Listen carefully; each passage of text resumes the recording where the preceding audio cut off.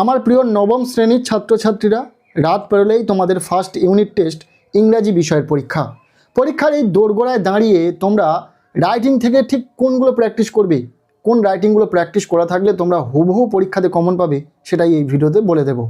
এমন গুরুত্বপূর্ণ 4 থেকে 5টি রাইটিং তোমাদেরকে সাজেস্ট করব, যে রাইটিংগুলো তোমাদের প্র্যাকটিস থাকলে পরীক্ষাতে হুবহু কমন পাবে। তোমরা জানো তোমাদের 40 মার্কসের কোশ্চেনে 10 মার্কস রয়েছে রাইটিং, অর্থাৎ একটা রাইটিং লিখতে পারলেই তোমরা পেয়ে যাবে 10 নম্বর, যেখানে 40 নম্বরের পরীক্ষা, 25% মার্কস তোমরা ক্যারি করে নিতে পারবে। তো খুব সহজে তোমরা রাইটিং কমন পেতে পারো যদি আজকের এই ভিডিওতে আমরা যে রাইটিংগুলো তোমাদেরকে সাজেস্ট করব সেই প্রতিটা রাইটিং তোমরা প্র্যাকটিস করতে পারো। তোমাদের জন্য কোন কোন রাইটিং গুরুত্বপূর্ণ রয়েছে সেটা প্রথমে জেনে নেওয়া যাক। ফার্স্ট আসছে লেটার রাইটিং। ফার্স্ট ইউনিট টেস্টের জন্য লেটার রাইটিং গুরুত্বপূর্ণ রয়েছে। তাহলে কোন লেটার রাইটিং তোমরা পড়বে বা প্র্যাকটিস করবে? তোমরা পার্সোনাল লেটার এবং অফিসিয়াল লেটার দেখে যাবে।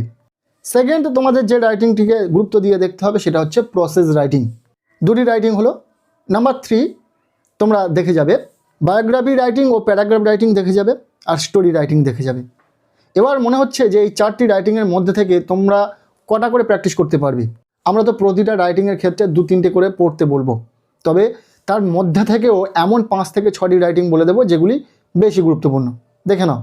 সবার প্রথমে আসছি লেটার রাইটিং নিয়ে। তোমাদেরকে বললামই যে 2 ধরনের রাইটিং তোমরা দেখে যাবে লেটার রাইটিংয়ের ক্ষেত্রে, পার্সোনাল লেটার এবং অফিসিয়াল লেটার। তুমি পার্সোনাল লেটার দেখে যাবে letter to your friend about a visit a historical place.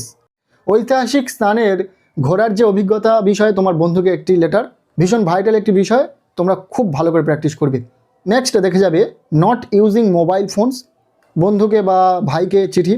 দেখে যাবে এডুকেশনাল ট্যুর বা অনলাইন ক্লাসেস।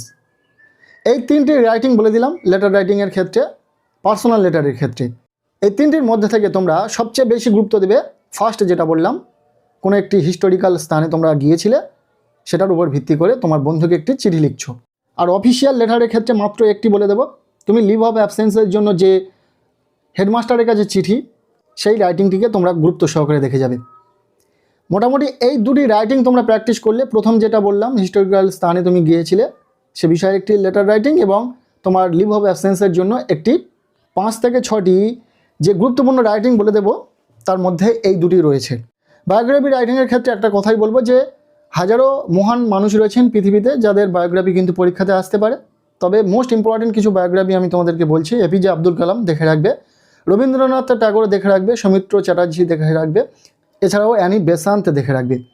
এক্ষেত্রে তোমাদের বায়োগ্রাফিতে বলবো যে ফরম্যাট প্র্যাকটিস করো। ফরম্যাট প্র্যাকটিস করলেই যে কোনো ব্যক্তির বায়োগ্রাফি আসুক না কেন তোমরা লিখতে পারবে।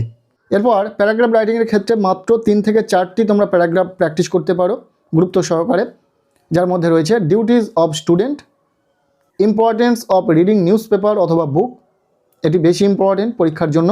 আর ওয়াটার সার্কেলটাও দেখে রাখবে যদি সময় পাও। তাহলে এর মধ্যে কোনটা বেশি important? Importance of reading news paper অথবা বুক হলো। কী কী হলো আমরা দেখে নিলাম, letter writing, biography writing, paragraph writing, এরপর আমাদের শেষে যেটা রয়েছে প্রসেস রাইটিং। মোটামুটি এই 4 ধরনের রাইটিং তোমরা যদি ফার্স্ট ইউনিট টেস্টের জন্য তৈরি করো তাহলে কিন্তু হুবহু কমন পাবে। আর সবচেয়ে ইম্পর্টেন্ট কথা যেটা হলো, তোমাদের স্কুল থেকে যদি কোনো রাইটিং স্পেশালি বলে থাকে যে ওই রাইটিংটি পরীক্ষার জন্য ইম্পর্টেন্ট রয়েছে, পরীক্ষাতে আসতে পারে, তাহলে অবশ্যই তোমরা সেই রাইটিংয়ের ওপর ফোকাস দেবে। কেননা স্কুলের প্রশ্নপত্র স্কুলের টিচাররাই নির্ধারণ করছেন। তো সেক্ষেত্রে তোমরা যদি কোনো টিচারের মুখ থেকে কোনো একটি রাইটিংয়ের কথা জেনে থাকো বা শুনে থাকো, তাহলে অবশ্যই সেটাই প্র্যাকটিস করবে, সেটাকে জোর দিয়ে পড়বে। আর আমরা যেগুলো দিচ্ছি এগুলো কারা করবে? যাদের স্কুল থেকে তেমন কিছু বলে দেয়নি, খুবই চিন্তিত কোন রাইটিংগুলো প্র্যাকটিস করবে, তাদের জন্য শুধু এই ইম্পর্টেন্ট রাইটিংগুলো বলে দিচ্ছি। এগুলোই তোমাদের পরীক্ষার জন্য খুব ভালো করে রেডি করো। আচ্ছা, এরপর আমরা দেখে যাব প্রসেস রাইটিং। প্রসেস রাইটিংয়ের ক্ষেত্রে যেগুলি বেশি important, mango pickles, lemon squash, T, Wares, potato chips, formation of rain. এই কটি তোমরা রাইটিং প্রসেস রাইটিংয়ের ক্ষেত্রে দেখে রাখো। আশা করবো এখান থেকেই পরীক্ষাতে হুবহু কমন থাকবে। ফার্স্ট ইউনিট টেস্টে একটা রাইটিং তোমাদেরকে লিখতে হবে, 10 নম্বর রয়েছে। আশা করব খুব সহজেই 10টি নম্বর তোমরা পেয়ে যাবে যদি এই রাইটিংগুলো তোমাদের প্র্যাকটিস থাকে। খুব ভালো করে রাইটিংগুলো প্র্যাকটিস করো, শুধু ক্লাস 9 নয়, ক্লাস 10 পরীক্ষাতেও তোমাদের এই রাইটিংগুলোই ইম্পর্টেন্ট হিসাবে থাকবে। কাজেই এখন থেকে এই রাইটিংগুলো খুব ভালো করে প্র্যাকটিস করা শুরু করে দাও। ভিডিওটি কেমন লাগলো জানিও। ভিডিওটি ভালো লেগে থাকলে লাইক করে দাও। চ্যানেলে নতুন হলে চ্যানেলটিকে সাবস্ক্রাইব করে রাখো।